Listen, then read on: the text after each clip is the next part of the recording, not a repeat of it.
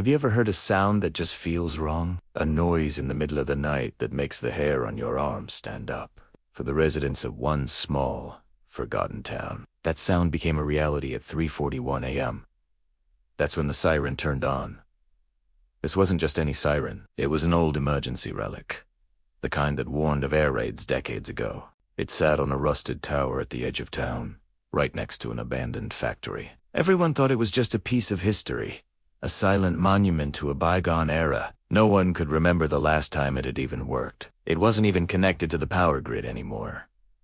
Or so they thought. By the time the sun came up, 9 people were gone. Imagine being asleep in your bed in the dead of night. Suddenly, you're pulled from your dreams by a low, rising howl. At first, it's faint, almost like a distant wind. But then, it grows. It gets louder and more insistent. A wail that seems to vibrate through the very walls of your home. You grab your phone to see what's happening, but there's no signal. You look out the window, and the streetlights are flickering erratically, casting long, dancing shadows. There are no emergency alerts on your TV, no warnings on the radio, just the siren. A constant, piercing scream cutting through the silence. At 3:52 a.m., 11 minutes after the sound began, the first person went outside. We know this because of a single security camera on a neighbor's porch. The footage is chilling. It shows a man, a local mechanic named David, stepping out onto his front lawn. He's just wearing his pajamas. He doesn't look panicked or scared. He just stands there in the middle of the street, head tilted, as if listening intently. He looks directly toward the old factory. For 2 whole minutes, he doesn't move. He just stands and listens. Then, he starts walking. He walks calmly, with a strange sense of purpose, right out of the camera's frame. He never came back. At exactly 3:55 a.m., the siren stopped. Just like that, the deafening howl was replaced by an unnerving, absolute silence. The kind of quiet that feels heavier and more frightening than the noise it replaced. The streetlights stopped flickering and burned steady once more. Phone signals slowly returned. For the rest of the night, the town held its breath. When dawn broke, the first calls to the police started coming in. A wife woke up to find her husband's side of the bed empty. A mother couldn't find her teenage son. A man realized his elderly father, who lived alone next door, wasn't answering his phone. The police began their search, and a disturbing pattern quickly emerged. 9 homes, scattered across town, were found with their front doors unlocked. Inside, everything looked eerily normal. Beds were still unmade, as if someone had just gotten up. Coffee mugs were left on kitchen counters, still warm to the touch. Phones, wallets, car keys all.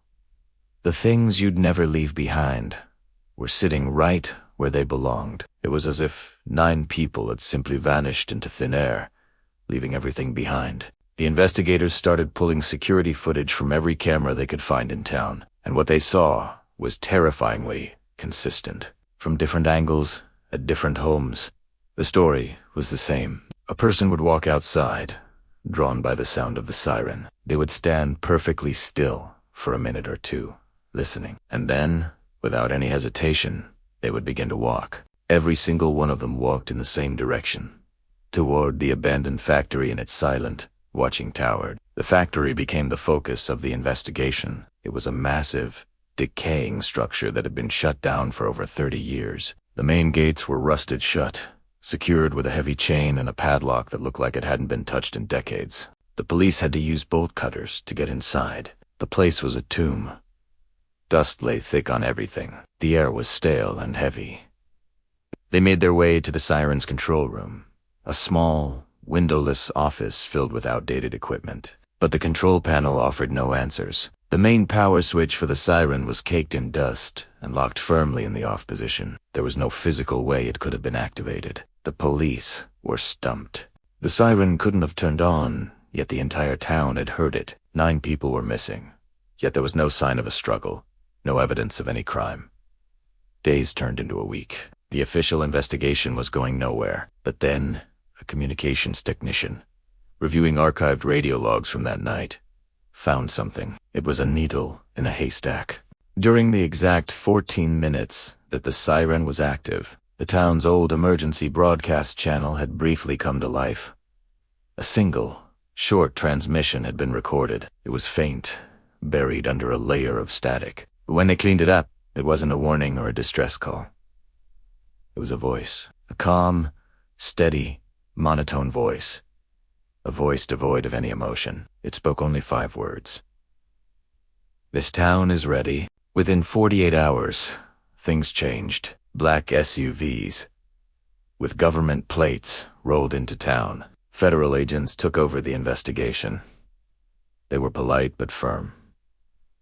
They didn't answer questions. The entire factory grounds were declared a federal exclusion zone and fenced off with barbed wire. The townsfolk watched as a crew, working with grim efficiency, dismantled the old Siren Tower, piece by piece, until nothing was left. The official case was sealed, classified under national security. The families of the 9 missing people were given a brief, sterile explanation. They were told there was no more information and that they needed to move on. The town was left with more questions than answers, and a deep, unspoken fear. Life tried to return to normal, but it never really did. The empty houses were a constant reminder. The silence where the Siren Tower used to stand felt louder than the sound it once made. Months later, a powerful thunderstorm swept through the region.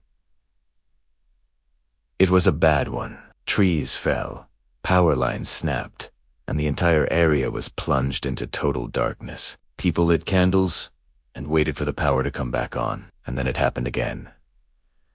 At exactly 3:41 a.m. a sound drifted through the storm. It was faint, distorted by the wind and rain, but unmistakable. It was Siren. It was coming from the edge of town, from the place where there was no siren anymore. The 9 missing people were never heard from again. The factory remains fenced off, a forbidden place guarded by federal signs. And the people who still live in that town, they pass down a warning. They say that late at night, if you ever hear a siren where there shouldn't be one, you do not go to the window. You do not open the door. You stay inside, you cover your ears, and you wait for it to stop.